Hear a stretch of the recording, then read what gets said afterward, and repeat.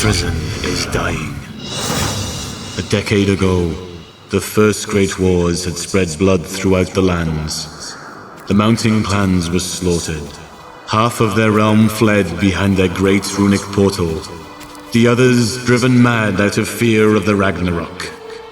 For in their dreams, they saw their own dark fate.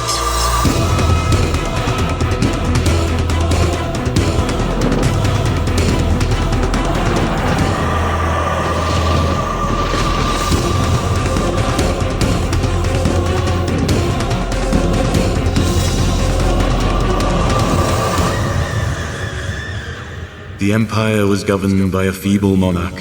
He mourned the loss of his beloved queen and heir. The children of the Empire sing death songs. An empire without an heir could only portend more chaos.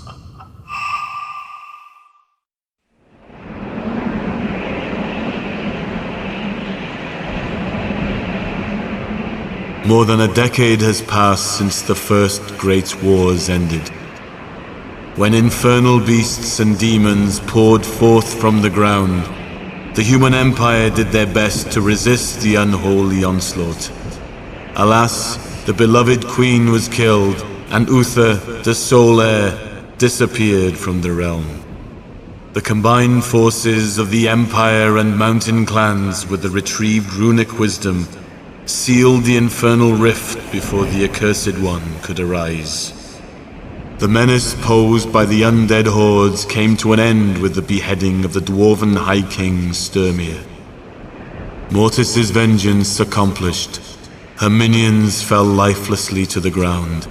Their languid voices echoed with no answer. Bards feared to weave tales of the suffering brought by the first great wars. Stories of these terrible events traveled only on witches' winds.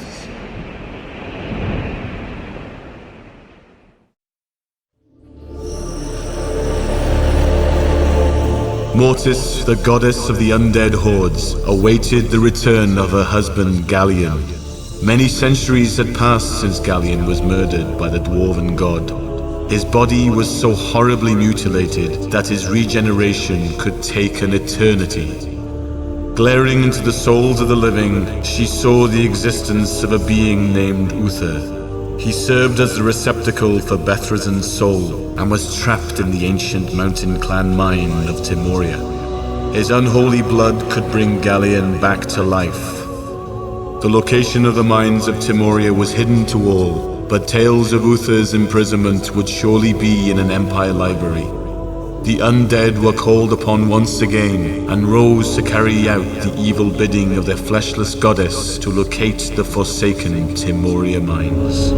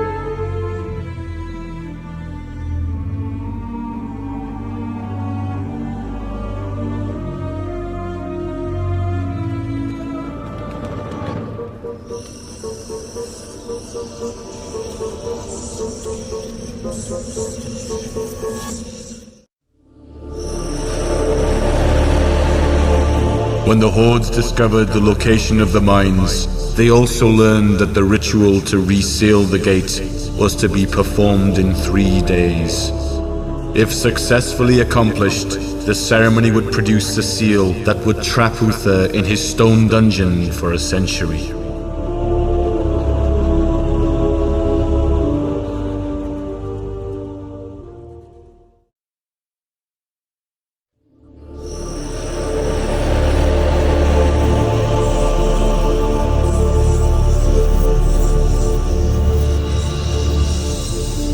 The ancient maps of Timmoria's location acquired, Mortis recalled her undead servants from their eternal silence. And from the catacombs, her lifeless and rotten minions rose and walked anew. Their foul stench could be detected leagues before they arrived at the abandoned mines of Timmoria. The decaying army had very little time to execute Uther before he fled. He was to be freed by the legions of the damned, who had returned to deliver their forsaken god. Uther had been liberated for only a heartbeat when the decaying army fell upon him. The goddess commanded her forces to drain the divine blood of the child.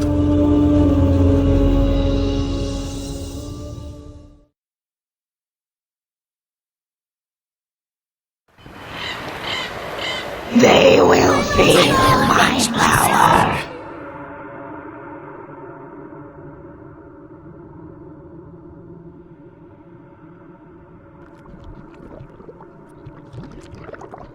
I see you not far from here, love.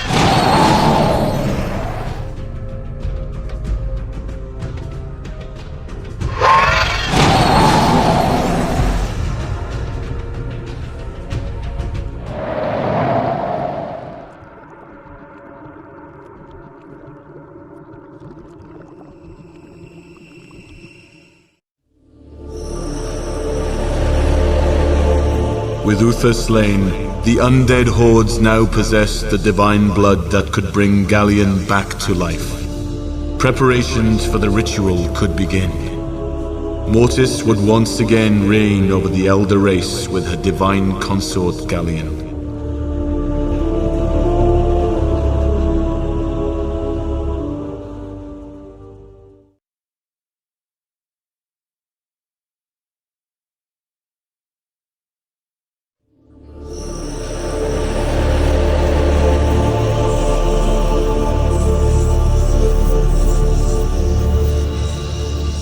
While the fleshless goddess and her death apostles were battling Uther, the Empire sent an emissary to the mountain clans, requesting an audience. The clans asked Slukeridge Blackstone, member of the High Council and leader of the Blackstone clan, to meet with Empire representatives.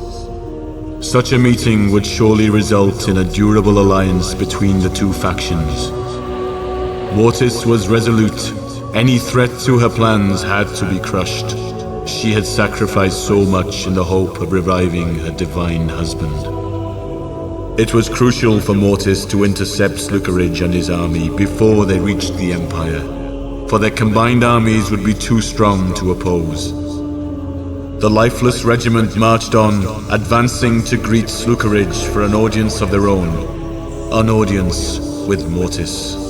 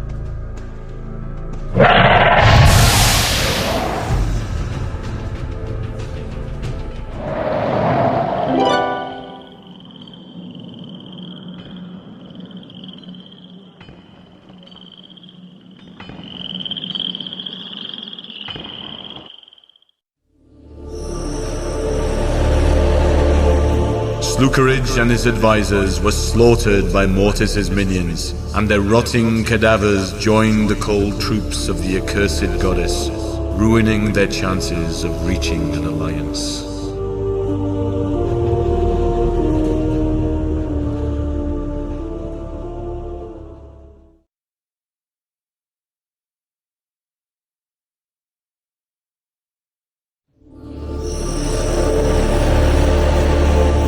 Mortis had destroyed Sluckeridge's Blackstone in the hope of preventing an alliance between the Empire and the Mountain clans. Her actions had disastrous consequences, for when the Empire heard of Blackstone's death, they retaliated. The virtuous army made an attack upon the Undead Hordes. This assault was to be the ultimate challenge yet faced by the soulless troops. To defeat the Empire's armies, Mortis had to annex a strategically placed city named Huneria. Control of this city would be the last obstacle between Mortis and her ultimate goal. The fleshless minions marched towards Huneria. Mortis determined that nothing would thwart her this time. The separation from her husband Gallean grieved her more with each passing day.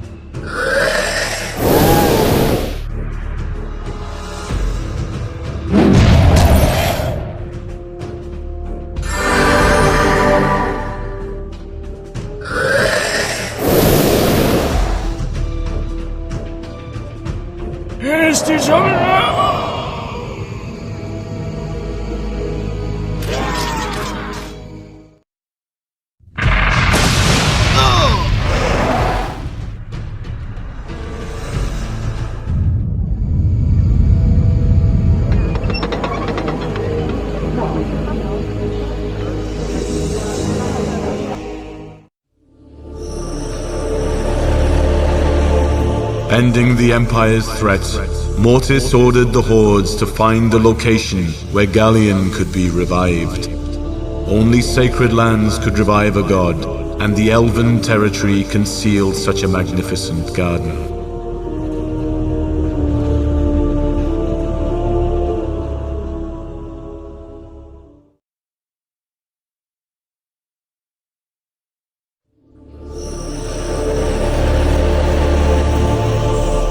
During the soulless search for the elven sacred land, an undead, spellbound by a suit of enchanted armor, broke free of Mortis's grasp. The bone armor demanded fresh blood every day. In return, it would grant its wearer, now the rebel Bone Lord, great powers and eternal life.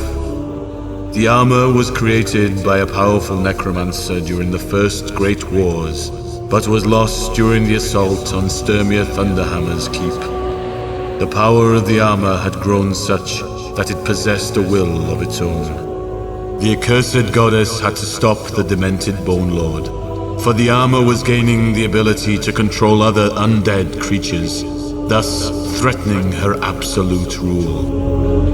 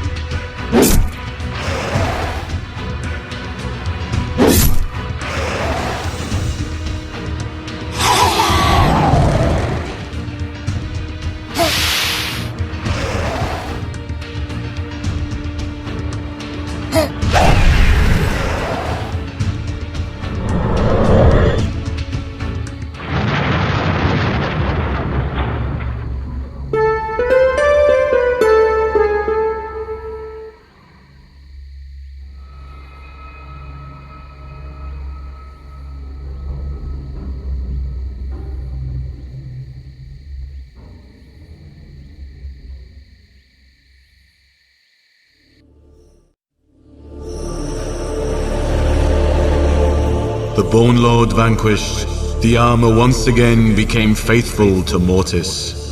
A new servant of the hideous goddess wore it for her glory. She ordered all to carry on the search for the sacred elven lands, where she could at last revive her beloved Gallean.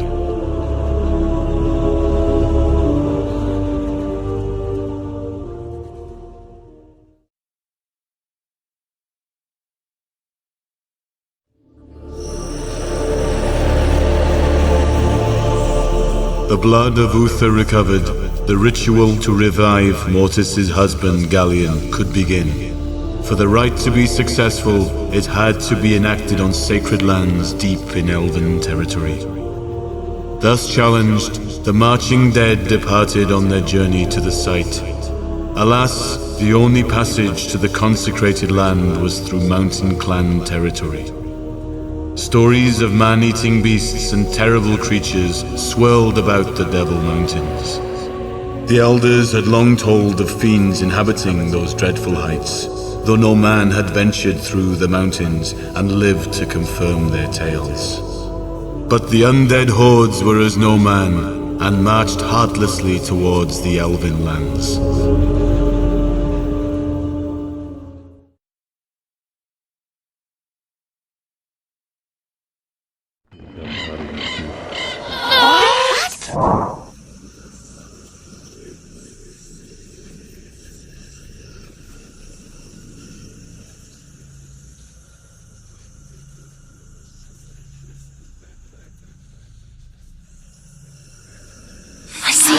Far from here, love.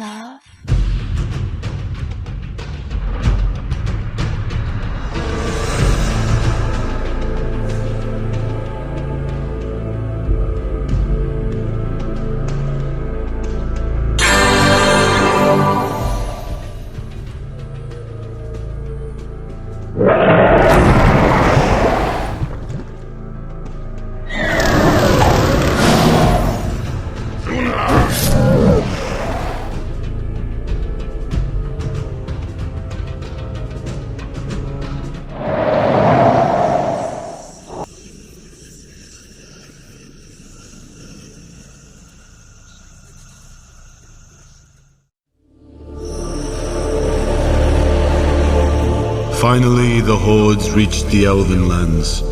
The luxuriant forests bloomed with fresh life. It was obvious that these lands had never suffered war until now. Ahead, the soulless troops could see the elder race waiting for them.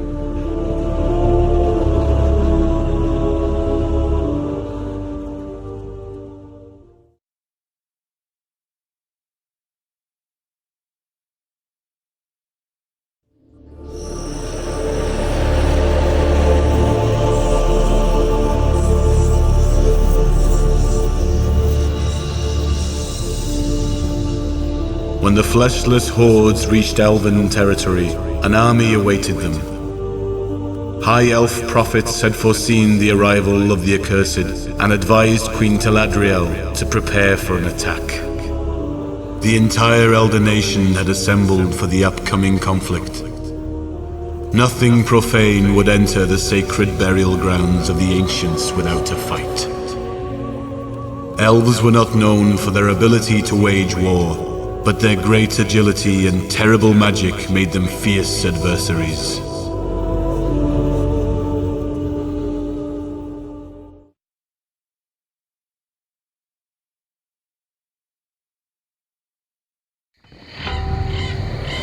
I will avenge myself.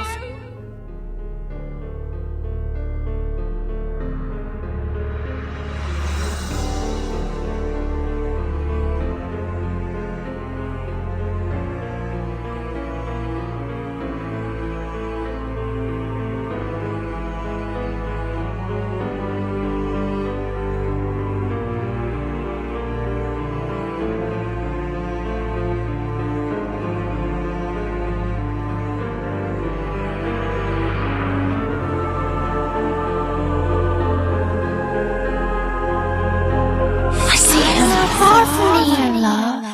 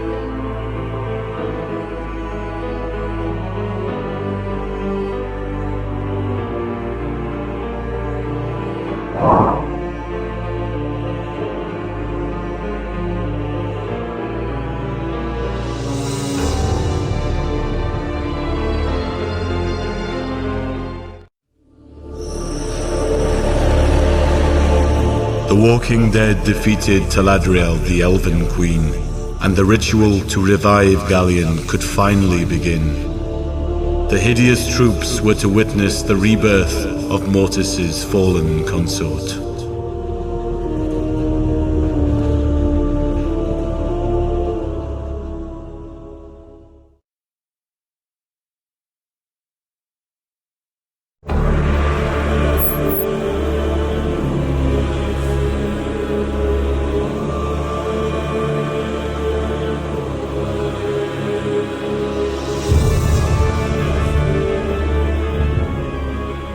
The sun rose at night, and from it Gallean was reborn. From the infinite, Gallean had gazed long at these lands, helplessly contemplating the chaos and evil Mortis had unleashed. The Elder God eyed Mortis with disdain, and then disappeared, unable to forgive her the terror she had sown in the world, and in the hearts of his elven children. Mortis's rage grew when her ungrateful mate vanished and spurned her eternal love. She could not comprehend how he could abandon her again. She could not see what she had become.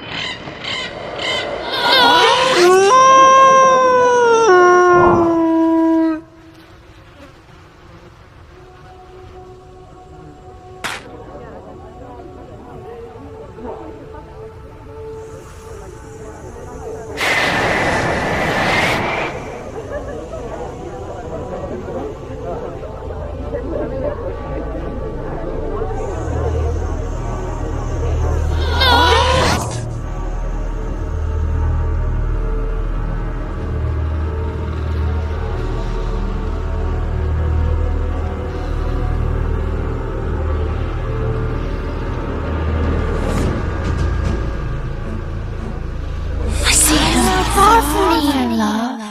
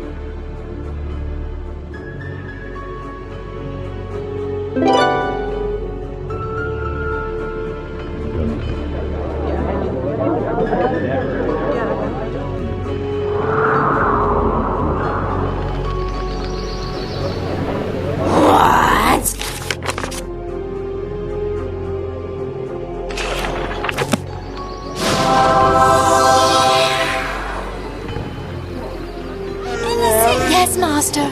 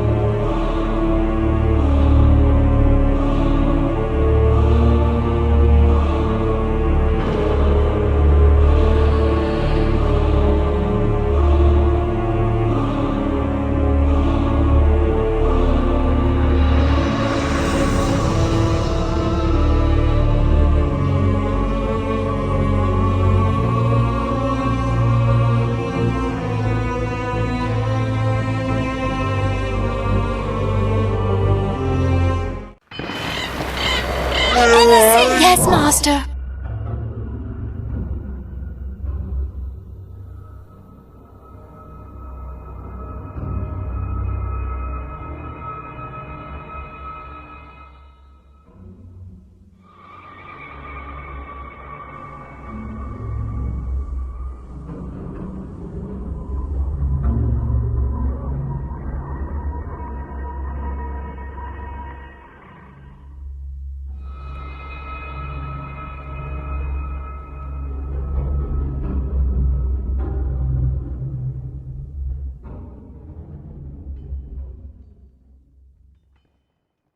I see him. Far from here, love.